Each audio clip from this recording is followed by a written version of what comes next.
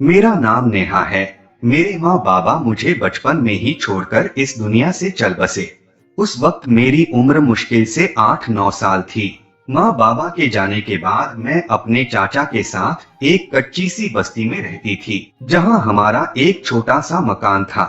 मेरे चाचा के कोई औलाद ना थी, तो उन्होंने औलाद की खुशी खातिर मुझे अपने साथ रख लिया।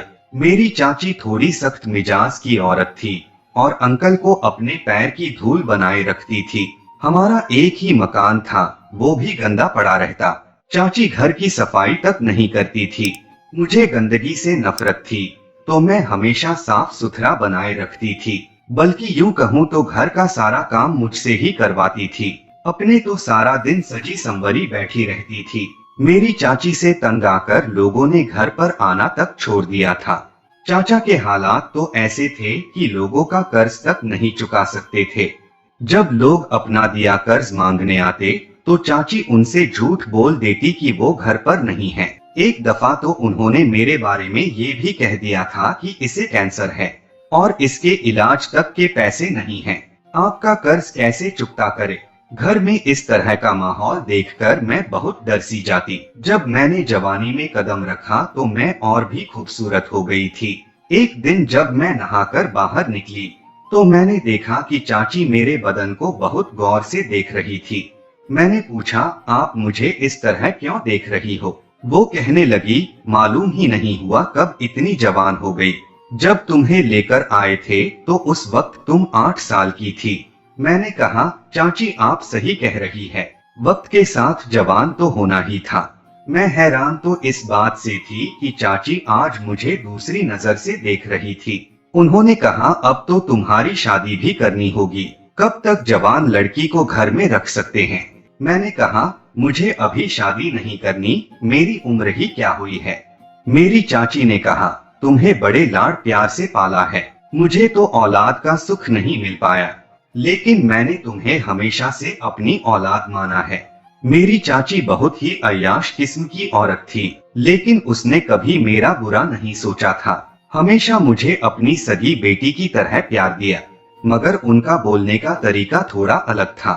मुझे चाची के साथ रहने में कोई परेशानी नहीं थी, लेकिन उन्होंने मुझे कभी घर से बाहर नहीं जाने दिया। इस बात का मुझे बहुत अफसोस है कि अगर आज मेरी माँ जिंदा होती, तो मैं भी कहीं बाहर घूमने के लिए जा सकती थी। आखिर माँ तो माँ होती है, उसकी जगह कोई दूसरी औरत कैसे ले सकती थी। एक दिन मेरी चाची ने मुझसे कहा, मैं किसी काम से दूसरे गांव जा रही हूँ, शायद मैं कुछ दिनों तक वापस नहीं आऊंगी, तुम अपने चाचा के साथ घर पर ही रहना। मैं हैरान हुई कि चाची तो कभी दूसरे गांव गई ही नहीं, तो अचानक से उनका कौन सा जरूरी काम आ गया जो कुछ दिनों तक जाने का बोल रही है। मैंने चाची से पूछा, आप तो कहीं बाहर जाती भी नहीं, तो आज अचानक से दूसरे गांव जाना? इतना सुनते ही गुस्से से कहने लगी, तुम अपने काम से काम रखो, मैं जो तुम्हें कह रही हूँ उस पर ध्यान दो। मैं जा रही हूँ, जब तुम्हारे चाचा घर आए तो उनसे कह देना। यह कहकर घर से निकल गई। घर में मैं अकेली थी तो सोचा, जब तक चाचा जी काम से वापस नहीं आते, तब तक उनके लिए खाना बना लेती हूँ। शाम को जब मेहनत मजदूरी करके घर आए तो पूछा, तुम्हारी चाची कहीं नजर नहीं आ रही? तो मैंने उनसे कहा, चाची घर पर नहीं है, वो किसी काम से दूसरे गांव चली गई और कहकर गई है कि मैं कुछ दिनों बाद वापस आऊंगी। मेरी बात सुनकर चाचा हैरत से पूछने लगे, किससे पूछ कर गई है? मैंने कहा कि मुझसे तो पूछ कर नहीं गई। चाचा जी, वह तो आपको बताने का कहकर चली गई, पर कह रही थी कोई जरूरी काम आया है। चाचा कहने लगे, मैं तो इसकी करतूतों से परेशान हो चुका हूँ। वैसे चाचा जी की चाची के साथ कुछ खास नहीं बनती थी, क्योंकि चाचा जी मुझे अपने साथ नहीं रखना चाहते थे। वो कहते थे कि हम इसकी परवरिश नहीं कर सकते, लेकिन चाची मुझे अपने साथ रखने की जिद पर अड़ी रही, तो मजबूरन चाचा जी को उनकी बात माननी पड़ी। मेरी चाची कभी किसी से घूंघट नहीं करती थी, जिस वजह से हर रोज एक दूसरे के साथ झगड़ते रहते थे। यहाँ तक कि चाचा जी गाली देने तक उतर आते थे। चारपाई पर बैठे अपने आप से कह रहे थे कि जब वापस आएगी तो उससे बात करूंगा, उसे घर से निकाल दूंगा। इस तरह की बातें सुनकर मैं ज्यादा हैरान नहीं थी, क्योंकि चाचा जी अक्सर हमेशा यही कहते रहते थे। खैर चाची 2 दिनों बाद गांव से वापस आ गई, लेकिन मुझे पता था कि घर में हंगामा शुरू होगा, इसलिए मैंने चाची से कह दिया कि ज्यादा शोर शराबा मत करना, वो बहुत गुस्से में है। फिर वो बदतमीजी पर उतर आए, मगर चाची ने उनकी बातों का कोई जवाब नहीं दिया और सुबह होने तक घर में सब कुछ ठीक हो गया। अगले दिन चाची ने मुझसे कहा, बेटी नेहा, आज तुम कमरे में मेरे साथ ही सो जाना। मैंने कहा कि नहीं, मुझे आपके साथ नींद नहीं आएगी, मैं अपने कमरे में ही जाकर सो जाऊंगी। अब मैं जवान हो चुकी हूँ, मुझे अकेली सोने में कोई परेशानी नहीं है। चाचा जी के होते हुए आपके साथ कमरे में कैसे सो सकती हूँ? उन्होंने कहा, चिंता मत करो, तुम्हारे चाचा जी आजकल बाहर सोने लगे हैं, इसलिए कमरे में अकेली ही रहती हूँ, दोनों मिलकर खूब बातें करेंगे। चाची की इस बात को सुनकर मैंने उनके साथ सोने के लिए हाँ भर दिया, क्योंकि बचपन से मेरे साथ बातें करने वाला कोई नहीं था और घर से बाहर भी नहीं जाने देते थे। मैं चाची के साथ उनके कमरे में जाकर सो गई और मेरे सामने उन्होंने सजने संवरने वाली तरह तरह की चीजें रख दी। मुझे उनसे ये उम्मीद नहीं थी। उन्होंने कहा, मैं ये सब चीजें तुम्हारे लिए गांव से लेकर आई हूँ। यह सुनकर मैं बहुत खुश हुई, क्योंकि चाची ने आज तक मुझे कोई भी चीज खरीद कर नहीं दी थी। बातें करते करते पता ही नहीं चला कि मुझे कब नींद आई, लेकिन जैसे ही सुबह मेरी नींद से आंख खुली तो मैं चौंक उठी, क्योंकि दोपहर के 1 बज रहे थे और मैं तो हमेशा सुबह दिन निकलने से पहले ही उठ जाती थी। मैं जल्दी से उठकर चाची के पास गई और कहा कि मुझे आज क्या हुआ, जबकि मैं तो सवेरे जल्दी ही उठ जाती थी। उन्होंने कहा कि हमें बातें करते करते रात काफी हो चुकी थी, इसीलिए तुम्हें गहरी नींद आ गई थी, लेकिन मैंने तुम्हें जगाने की बजाय सोचा कि कितने सालों बाद इतनी सुकून से सोई है। अपनी चाची के मुंह से इस बात को सुनकर मैं हैरान रह गई, क्योंकि जब से मैं जवान हुई थी तो घर की सारी जिम्मेदारियां मुझ पर थोप दी। मुझे उठने में जरा सी भी देर हो जाती तो घर के कामों को लेकर डांटने लगती। फिर आज उनको मुझ पर इतना तरस कैसे आ गया? मैंने चाय पी और उसके बाद घर के कामों में बिजी हो गई। तभी अचानक से चाची कहने लगी कि ये क्या कर रही हो? मैंने कहा कि जूठे बर्तन साफ कर रही हूँ, घर के बाकी काम तो आपने मेरे उठने से पहले निपटा लिए। उसने कहा कि नहीं करने हैं, मैं खुद कर लूंगी, तेरे हाथ गंदे हो जाएंगे, तुम अपने कमरे में जाकर आराम करो। मैंने सोचा आज इनको हो क्या गया, तभी कहने लगी, आज से घर का कोई काम नहीं करेगी, खड़ी होकर अपने गंदे हाथों को साफ कर ले और जाकर कमरे में बैठ जा। और सुन, शाम को नहाने के बाद मेरी लाकर दी हुई चीजों से खुद को तैयार कर लेना। मुझे आज इस तरह का बर्ताव देखकर अजीब लग रहा था, लेकिन मुझे सजने संवरने का मौका मिल रहा था, तो मैंने कोई सवाल जवाब नहीं किया। खुश होकर अपने कमरे में चली गई और बिस्तर पर लेटकर सोचने लगी, आखिर चाची मेरे लिए ये सब क्यों कर रही है? और जब से मैंने चाची के साथ सोई थी तो सुबह मेरी तबीयत बिगड़ चुकी थी, मेरा जिस्म भी जोरों से दर्द कर रहा था। फिर सोचा शायद एक ही बिस्तर पर चाची के साथ सोने की वजह से करवटें नहीं बदल पाई, इसलिए ये सब हो रहा है। मैंने यह बात अपनी चाची को बताई और कहा कि मैं आज अपने कमरे में जाकर सो जाती हूँ। उन्होंने कहा, बस इतनी सी बात है, आज तुम अपनी चारपाई मेरे कमरे में ले आना। अब जाओ और जल्दी से तैयार हो जाओ।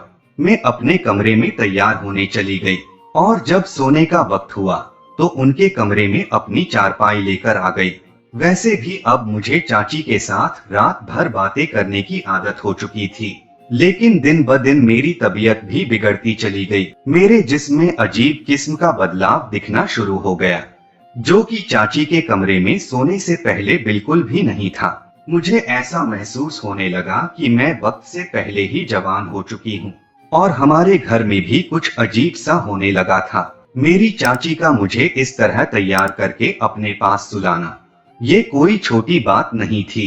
अब तो मुझे भी कुछ गड़बड़ लगने लगा। आजकल मेरे चाचा भी मुझसे दूर रहने लगे, जबकि पहले अपने काम से वापस घर आते तो कुछ पल के लिए मेरे पास बैठकर बातें किया करते। अजीब बात तो ये थी कि मेरी चाची मुझसे घर का काम करने की बजाय सारा दिन आराम करवाती। मुझे कुछ समझ नहीं आ रहा था कि मेरे साथ ये सब चल क्या रहा है। एक दिन जब सुबह अपने बिस्तर से उठी तो मेरी कमर में अजीब किस्म का दर्द हो रहा था। मैंने चाची को बताया तो उसने बात को बदलते हुए कहने लगी, देख तुम्हारे लिए बाजार से क्या लेकर आई हूँ। वो मेरे लिए लिपस्टिक और एक जोड़े झुमके लेकर आई थी। ये देखकर बहुत ज्यादा खुश हुई और सारा दर्द भुलाकर उनके गले से लिपट गई। लेकिन जैसे ही शाम हुई तो कहने लगी, जा अब जल्दी से तैयार हो जा। आज मैं जो तुम्हारे लिए लाल रंग की लिपस्टिक लेकर आई हूँ उसे लगाना भूल मत जाना। ये सुनते ही मैं एकदम से चौंक उठी। झुमके तक तो बात ठीक थी मगर लिपस्टिक वाली बात थोड़ी अजीब थी, क्योंकि ये सब तो शादीशुदा लड़कियां ही इस्तेमाल करती है, मगर मेरी तो अभी तक किसी से शादी भी नहीं हुई। मैंने हैरत से पूछा, चाची मैं तो अभी तक कुंवारी हूँ तो फिर ये कैसे लगा सकती हूँ। तो उन्होंने इस बार बात को घुमाने के बजाय कहा, तुमसे शादी कौन करेगा, शादी करने की बात को भूल जाओ। मैं हैरान थी कि एक तरफ तो मुझसे घर का कोई भी काम नहीं करवाती और अब ये कह रही है कि शादी करने का सपना भूल जाओ। अब मुझे बहुत चिंता हो रही थी। मेरी चाची इतनी भी अच्छी नहीं थी जो मेरे सामने अच्छी होने का नाटक कर रही थी। इसका मतलब कोई तो ऐसी बात है जो मुझसे छुपा रही थी। मुझे जानना ही होगा। लेकिन मेरे लिए ये सब इतना आसान भी नहीं था। मैं अपने कमरे में चली गई और सोचने लगी कि अचानक चाची को मुझ पर इतना प्यार कैसे आ रहा है, और ये तो बिना मतलब के कुछ भी नहीं करती। मुझे ऐसा लग रहा था जैसे मेरे साथ बहुत बुरा होने वाला है। एक दिन मैंने ठान लिया कि आज कुछ भी हो जाए सच्चाई का पता लगाकर ही रहूंगी। जैसे ही शाम हुई तो मैं तैयार होकर चाची के कमरे में चली गई। कुछ देर बाद चाची मेरे लिए दवाइयाँ लेकर आई और कहने लगी, मैं तुम्हारे चाचा को खाना देकर आती हूँ, तब तक तुम अपनी दवाइयाँ खा लेना। चाची मुझे हर रोज दवाइयाँ खिलाती क्योंकि मेरी तबीयत बिगड़ती ही जा रही थी। उसको खाने के बाद पता नहीं मुझे कब नींद आ जाती और सुबह जब मेरी आंख खुलती तो एक अजीब सा दर्द महसूस होता। चाची के कमरे से निकलते ही मैंने दवाइयाँ लेने के बजाय छिपा दी और रोज की तरह सोने का नाटक करने लगी। मेरे चाची मेरे सामने हमेशा तो सो जाती थी कि जैसे उनकी आंख लग गई हो, लेकिन आज वह सोई नहीं थी बल्कि मेरे पास बैठी किसी से अजीब तरह की बातें कर रही थी। सामने वाले से कह रही थी, उसको मत लेकर आओ, वह बड़ी ही बदतमीजी करता है। सुबह ये मुझसे कह रही कि मेरी कमर में दर्द हो रहा है। मैंने बड़ी मुश्किल से झूठ बोलकर बात को घुमा दिया था। उसको रहने दो, किसी और को भेज दो। पता नहीं किसे बुलाने को कह रही थी। मुझे बहुत अजीब लग रहा था, लेकिन मैं नींद आने का बहाना बनाकर लेटी रही। साथ में यह भी कह रही थी, इस बार पूरे 50,000 लूंगी। इसका अभी बिगड़ा ही क्या है, अभी तो जवानी आई है। मानती हूँ इसकी अभी उम्र कम है, आप चिंता मत करो। बेहोश होती है तो क्या हुआ, लड़की की सांसें तो चल रही है। चाची की इस बात को सुनकर मैं बहुत डर सी गई। अब तो मुझे भी समझ आने लगा और मैं बुरी तरह से घबरा रही थी कि अब मेरा क्या होगा। तकरीबन रात के 11 ही बजे थे। मेरी चाची मेरे बगल से उठकर बाहर चली गई और कोई अनजान आदमी कमरे में दाखिल हुआ तो मेरी आंखें खुली और जब वो आहिस्ता आहिस्ता मेरे नजदीक आया तो मेरी डर के मारे चीखें निकल पड़ी। लेकिन रात काफी हो चुकी थी, इसलिए बस्ती वाले सब सो चुके थे। दरवाजा भी चाची ने बाहर से बंद कर दिया था। मुझे उस आदमी ने जबरदस्ती पकड़कर बिस्तर पर लेटा दिया। तभी चारपाई के पास पड़ा पानी का मग मेरे हाथ में आया। वह पानी से भरा उस आदमी के सर पर दे मारा। सर में चोट लगने से वह बेहोश होकर वहीं बिस्तर पर गिर पड़ा। तभी मग के लगने की आवाज सुनकर चाची जल्दी से अंदर आई। हैरानी से मेरी तरफ देखकर कहने लगी, ये क्या कर दिया तुमने। मैं चाची को जोर से धक्का देकर कमरे से निकल गई और दरवाजे को बाहर से लॉक कर दिया। चाचा जी के पास जाकर उनको जगाने की कोशिश करने लगी, लेकिन चाची ने शायद इनके खाने में भी नींद की गोलियां मिला दी थी। कुछ देर कोशिश करने के बाद चाचा को कुछ होश आया और उनसे सारी बात कह दी। मैंने यह भी कह दिया कि वो दोनों कमरे के अंदर है और मैंने दरवाजा बाहर से लॉक कर दिया है। चाचा ने जल्दी से पुलिस स्टेशन फोन लगाया और उनको इसी वक्त घर आने को बोल दिया। चाचा मुझसे कह रहे थे, बेटी घबराओ मत, कुछ नहीं होगा, मैं हूं ना। चाची बार बार अंदर से दरवाजा थपथपा रही थी। कुछ देर इंतजार करने के बाद 4 लोग आए और हमने उन दोनों के खिलाफ रिपोर्ट दर्ज करवा दी।